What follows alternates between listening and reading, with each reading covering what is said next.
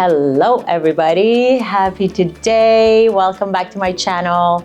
I will be making a suspended installation today, a very small one because I'm planning to build something in my studio with the various floating installations in different colors. So we're gonna start with one of them with you today and build on the whole installation as a whole from the ceiling in future videos, and I'll show you how everything will come along and to life.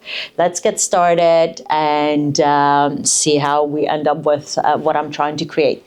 Today I'm focusing on color green, if you haven't noticed. I love colors, as you probably have found out from my videos.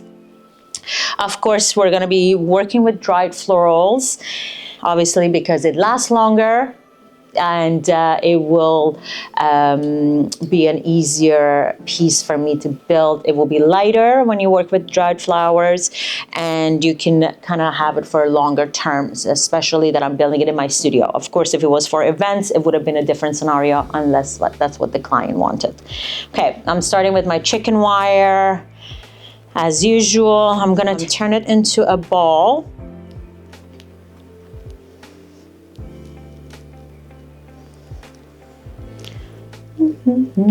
So just folding the sides inward,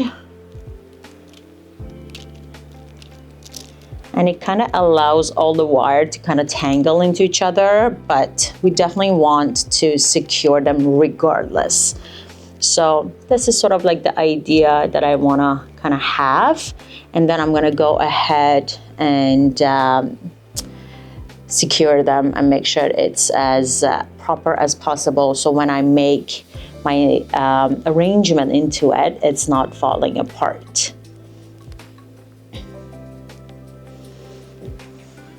I have some zip ties, which you can just go ahead and secure the openings, and you will know that's for sure it's tight and secure. Another thing, you can use wire and twist on the chicken wire, and that will hold as well. I think one is just fine. And for the floating idea, I get a lot of questions from you guys how I've suspended things.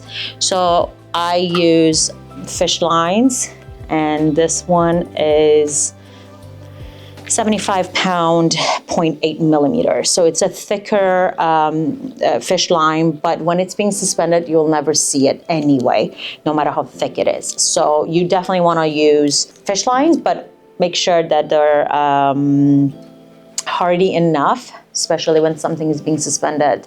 The liability and safety is very important, so you want to make sure it's as secure as possible. So I'm gonna go ahead and cut.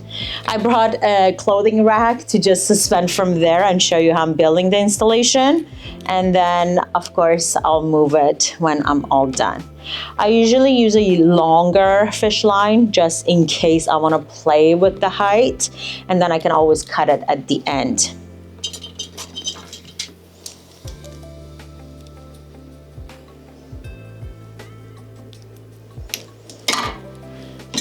Okay, just gonna cut this.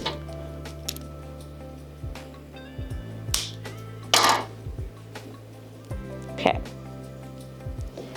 and what you're gonna do is just do a whole bunch of knots on the same part that you already started, and you just go, I don't know, as many knots as possible on top of each other. And that will be, you will be very sure that your arrangement is not gonna go anywhere. Okay, so that's it for now. And then I'm gonna go ahead and hang it here.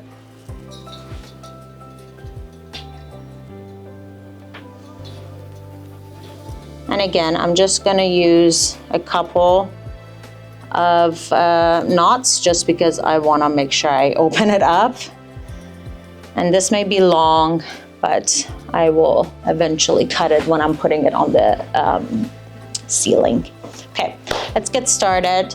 I have some already dried baby's breath These are always a great start for installations because even if you have a fresh ones, it's really nice because they will dry into your installation. And for the dried ones that you can just grab and place them into the installation. Of course, they will shed and create a lot of mess, but that's totally fine. So we'll just want to cut them with whatever length I want. I want to fluff them up a little bit, even if they're shedding. We're going to just go ahead and place them in there.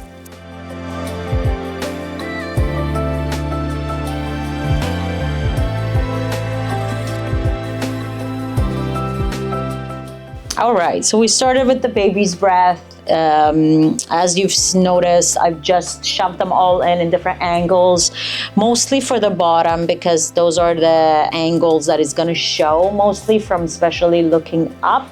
So you want to make sure the bottom is as full as possible. On the top is not going to show as much unless you want to create some movement and shapes into your installation, which you can always do it later. This does not look pretty at all.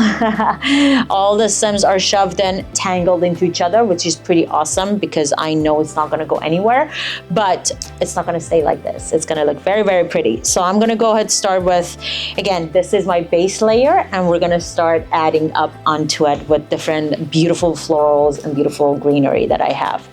I have this beautiful fern. It's been preserved and it's dark green. I love it. Super springy.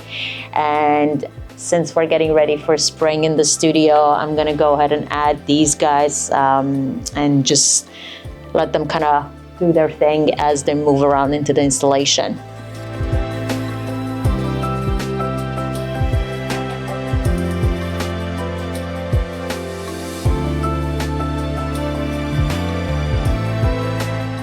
All right, so as you saw, with only few stems of these beautiful ferns with the movement and the wildness that they have, they've added a lot to the installation. So we're just gonna go ahead and build with different palm leaves that I have, keeping it as much green as possible, and then just maybe bring some neutral and the white into the arrangement. Maybe, maybe not, but we'll see. I'm just gonna go ahead and add as much green as possible and just see how we're gonna turn the installation around. Okay, let's get to it.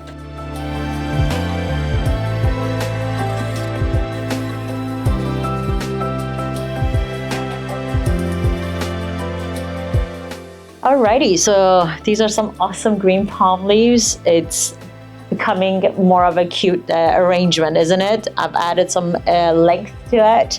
I'm gonna go ahead and add some pampas to it. These are a little bit mustardy greeny. So we'll just add and we'll just keep expanding onto the arrangement, okay?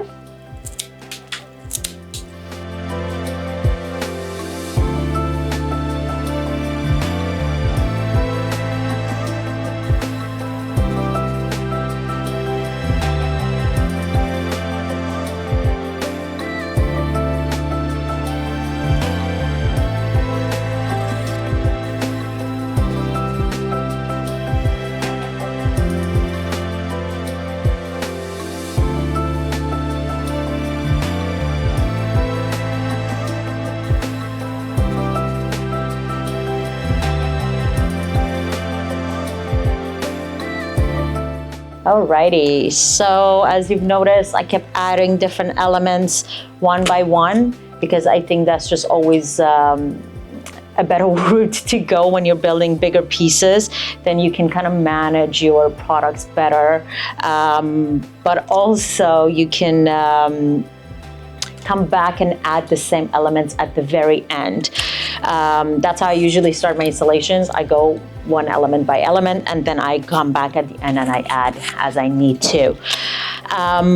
So considering that this is being suspended from the ceiling, again, right now I can see the top showing the mechanics and whatnot, but knowing that when it's going to be up there, it's definitely not going to show. So my biggest concern is on the bottom. So I want to make sure the bottom looks good and looks full. So yeah, I want to make sure the bottom is as proper as possible. So I'm just going to go ahead and add a couple more leaves into the bottom wherever I see maybe one more.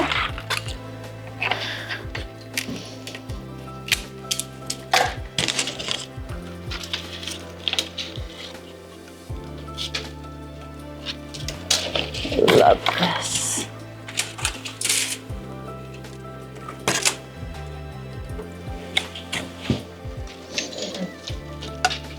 It actually looks pretty good. Yeah, it actually looks pretty good. I'm just gonna go and put a couple more up here. Maybe just one piece. Just on the very top. When you cut your stems shorter, they will look much better and they fill up more of the space into the arrangement. I think this is pretty complete. It looks pretty good to me, all angles. Let's turn it around, show you. Maybe I need some leaves in the back right here just to cover my mechanics, or some of the branches. Let's just add one last leaf.